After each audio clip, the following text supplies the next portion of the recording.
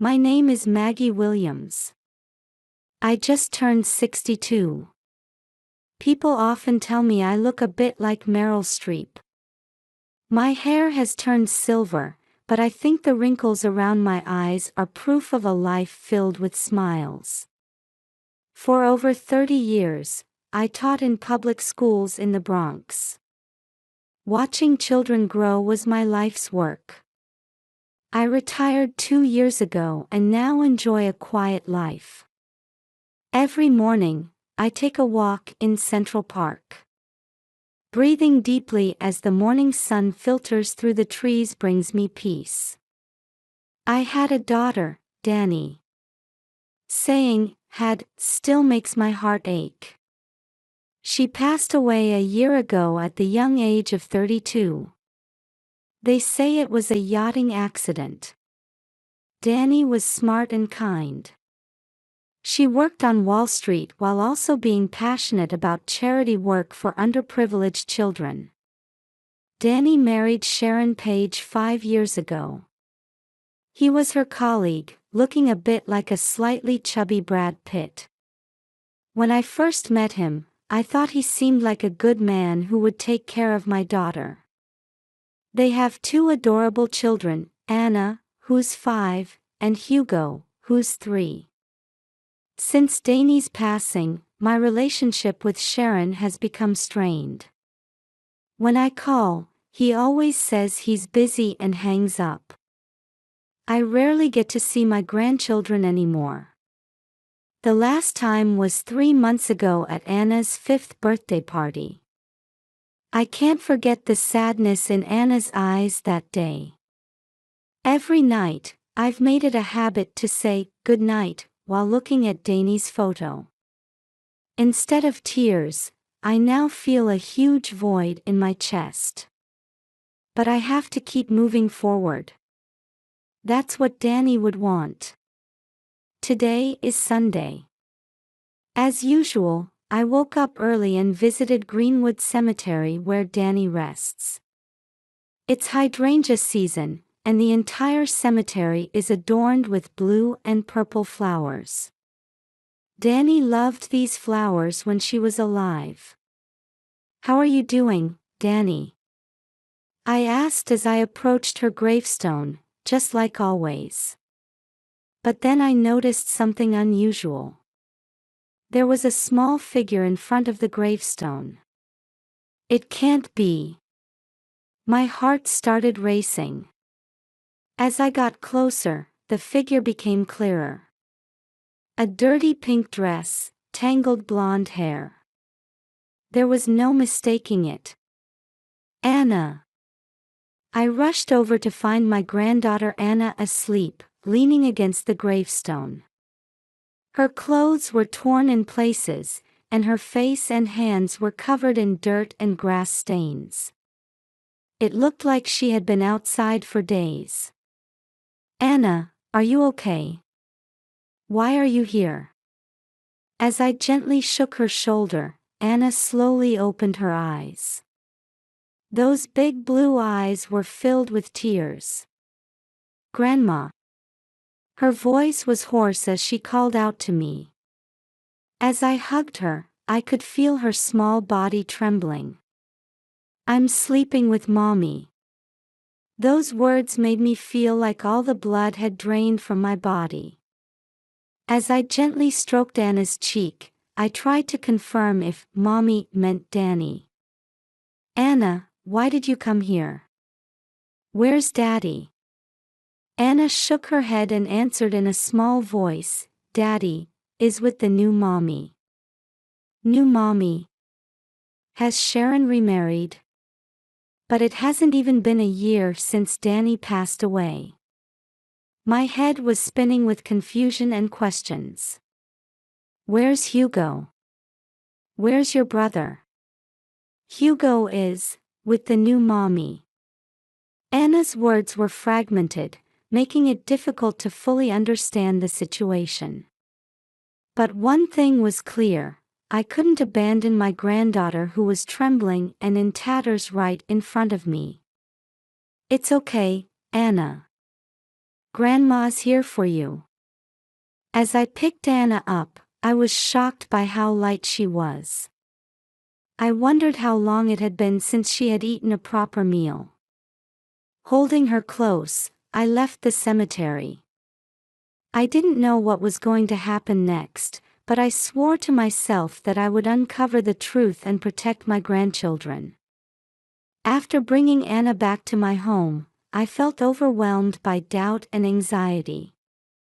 Anna is now sleeping deeply on the sofa after having a shower and changing into clean clothes. As I watch her small sleeping face, I try to make sense of everything that has happened. Danny's death, and Sharon's suspicious behavior. Something isn't right. Danny was a strong swimmer and was familiar with handling yachts. It doesn't seem like it could have been just an accident. And Anna's words about Sharon being with a new mommy. It hasn't even been a year since Danny passed away. What's going on? I considered contacting the police several times. But in the current situation, there's not enough evidence. Plus, Sharon is an influential figure on Wall Street. Considering his connections, they might not act quickly. What should I do, Danny? I ask, looking at my daughter's smiling face in the photo frame. Suddenly, I remember. Jack Morrison. He might be able to help. Jack was one of my students 20 years ago. He now works as a private investigator, but he used to be a detective with the NYPD. He has a trustworthy face, like a younger Robert De Niro. I take out my phone and, after a moment's hesitation, dial Jack's number. Hello, Jack. It's Maggie. Maggie Williams. Ah, Mrs. Williams. It's been a while. What can I do for you? Jack's deep voice gives me a sense of reassurance.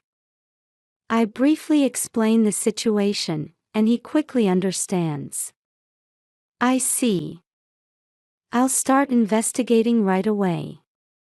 I'll thoroughly look into the details of Danny's yacht accident and Sharon's recent behavior patterns.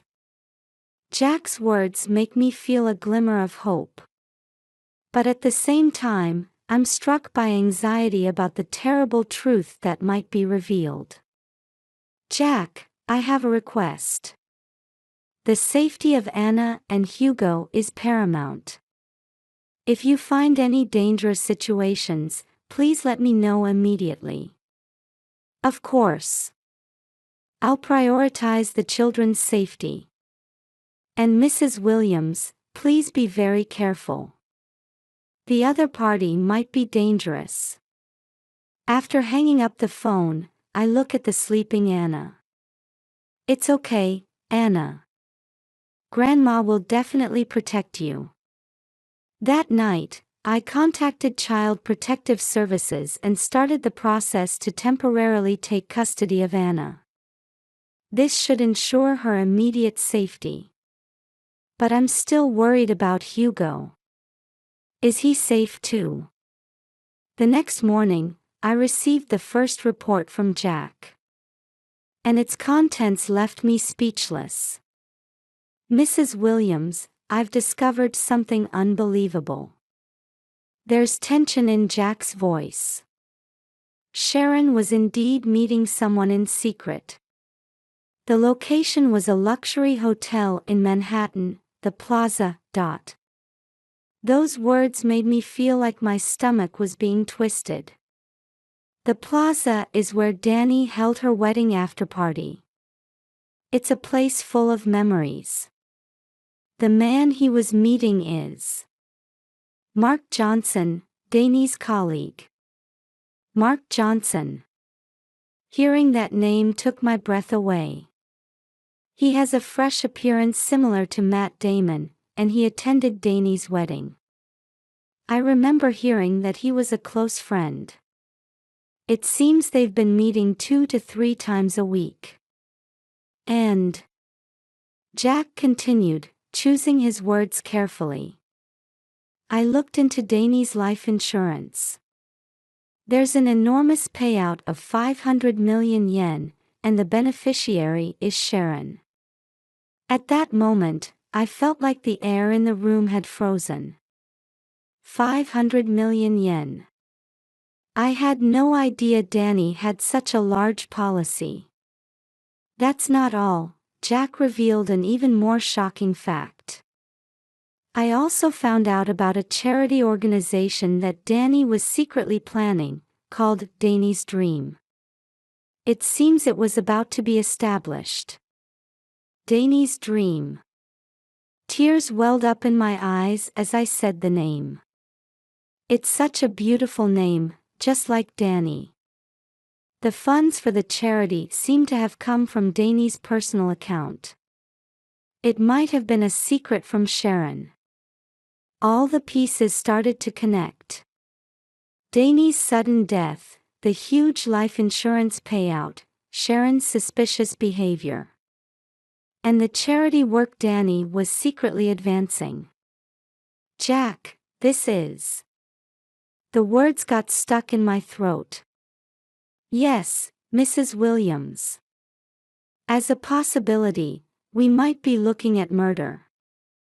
With those words, I felt my world crumbling. But at the same time, a strong determination welled up inside me. To uncover the truth and carry on Danny's will. And above all, to protect Anna and Hugo. That's the only thing I can do now. Jack, what should we do next? First, we'll gather more evidence. And we'll thoroughly monitor Sharon's movements. Mrs. Williams, please be very careful. We don't know what the other party might do. After hanging up the phone, I gazed out the window. The New York skyline was starting to be tinged with the sunset. Somewhere out there, Hugo must be waiting for me. Wait for me, Hugo. I'll definitely come to save you. That night, I couldn't sleep for a long time. As sleepless nights continued, Jack's investigation steadily progressed. New information came in almost daily. Security camera footage, phone records, detailed analysis of financial transactions. These pieces slowly came together, revealing the terrifying truth. Mrs. Williams, we've found decisive evidence. Jack's voice was filled with excitement one day. We found traces of Sharon and Mark modifying the yacht a few days before the accident. And Jack hesitated for a moment. We obtained emails exchanged between the two. They contained detailed plans for the murder.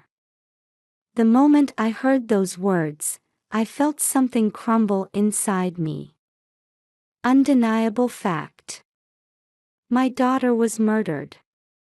Faced with the evidence, I experienced an intense internal conflict. The fear of accepting this truth and a strong thirst for justice. I want to reveal the truth for Danny's sake. But would that hurt my grandchildren even more? Night after night, I struggled with this conflict. Danny, what would you do? Days passed as I questioned my daughter's photo. Then one day, I had a sudden thought. Sarah Goldberg. She was my former student, now a renowned criminal defense attorney. She has a dignified presence reminiscent of Meryl Streep. Hello, Sarah. It's Maggie. Mrs. Williams. It's been a while. What can I do for you? After explaining the situation, Sarah immediately arranged a meeting. The next day, we discussed the evidence in Sarah's office. This is undoubtedly a murder case. But the opponent is an influential figure. We need to proceed cautiously. Sarah's calm analysis helped me regain some composure. First, let's confront Sharon directly. Depending on his reaction, we'll consider our next move. I nodded at Sarah's suggestion. The time had finally come to face the truth.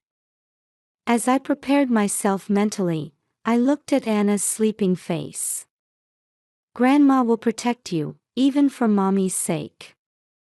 And then, the fateful day arrived. Per se, a high-end restaurant in Manhattan. This is where I was to meet Sharon. My heart was pounding as I took deep breaths repeatedly. When Sharon appeared, there was a contemptuous smile on his face. "What's this about, Maggie?" Suddenly wanting to meet. "Sit down," I said coldly. As we sat at the table, I slowly took out documents from my bag. "What do you think these are?" The smile disappeared from Sharon's face. "Records of the yacht modification. And the email exchanges between you and Mark." Sharon's face turned pale. "What are you talking about?" "That's enough. I know everything. That you killed Danny.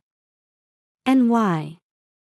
With trembling hands, I presented the life insurance documents.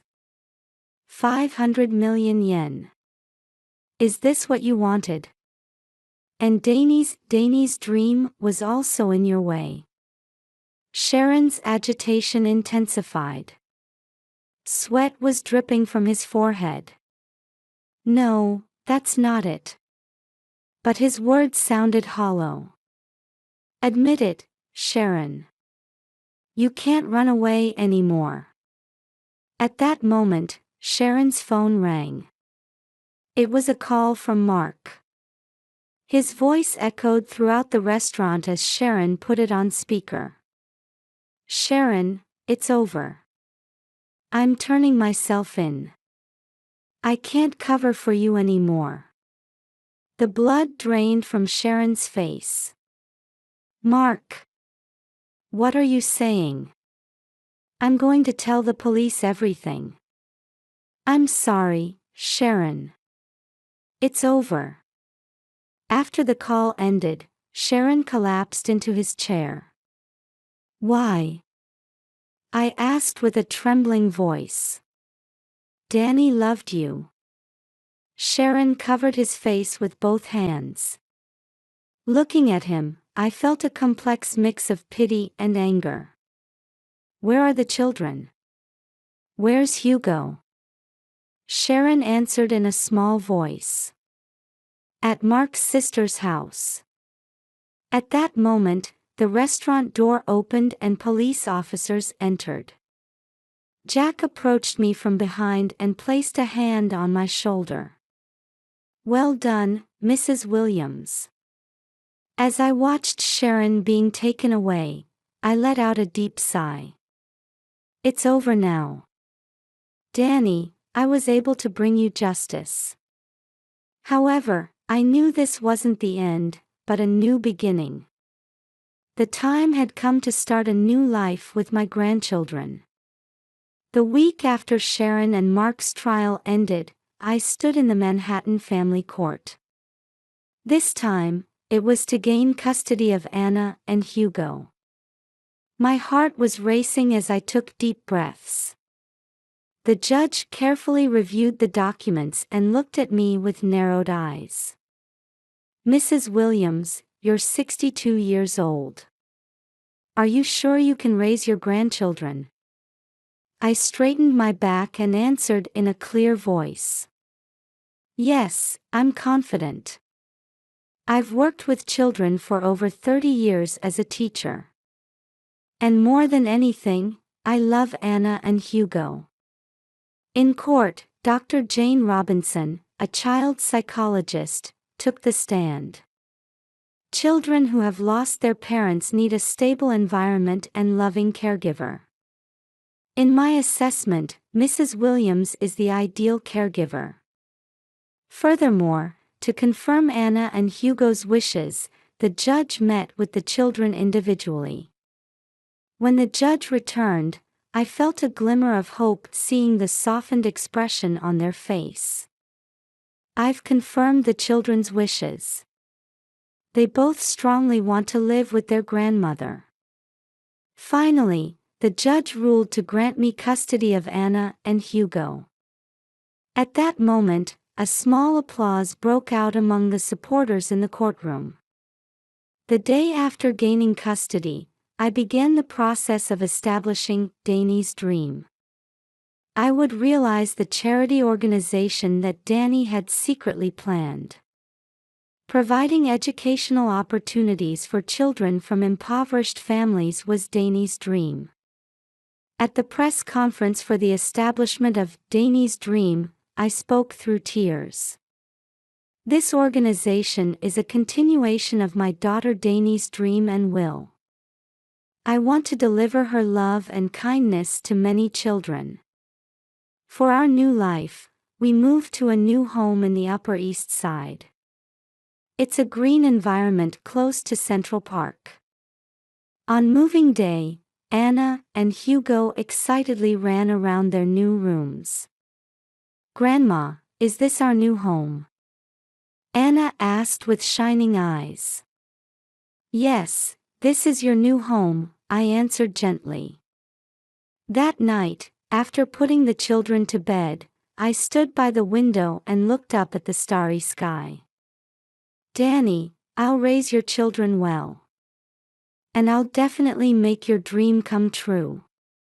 In my heart, I made a new resolution. On a crisp Sunday in spring, Central Park was bustling with families. We were also enjoying a picnic under a big tree. "Grandma, this sandwich is delicious," Hugo said with his mouth full. "Really?" "I'm glad," I replied with a smile. Anna was chasing butterflies in a nearby flower field. Her laughter carried on the wind. Over the past year, the children have visibly grown. Anna has made friends at school and has become good at drawing. Hugo is still a bit clingy, but he's slowly developing independence. As for me, I've been busy running Danny's dream. In the year since its establishment, we've already been able to provide scholarships to over 100 children. On our way back from the picnic, Anna held my hand and said, "Grandma, do you think Mom is watching us?" I stopped, looked into Anna's eyes, and said, "Of course. Mom is always watching over you." At that moment, I happened to look up at the sky and saw a beautiful rainbow. "Look at that rainbow. It might be a message from Mom." The children gazed at the rainbow with shining eyes. Watching them, I spoke to Danny in my heart. "Danny, your children are growing up wonderfully. And your dream is slowly taking shape. I'll continue to move forward, carrying your will in my heart." As we left Central Park, I was certain. There's still so much hope and possibility ahead in our lives. Holding Anna and Hugo's hands tightly, we stepped forward into our new future.